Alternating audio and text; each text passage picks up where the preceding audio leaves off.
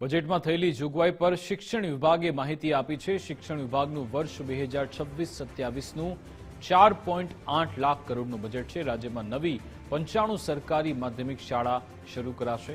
દેશની સૌથી મોટી નમો લાઇબ્રેરીનું નિર્માણ કરાશે।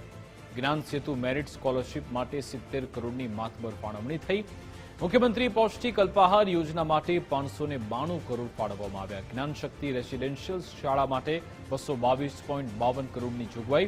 રાજ્યમાં નવી 16 સરકારી કોલેજોની સ્થાપના કરાશે। સરકારી કોલેજોને આદર્શ મહાવિદ્યાલય બનાવવા 50 કરોડ ફાળવવામાં આવ્યા। કોલેજોમાં રમતગમતના મેદાન અને સુવિધાઓ માટે 40 કરોડ।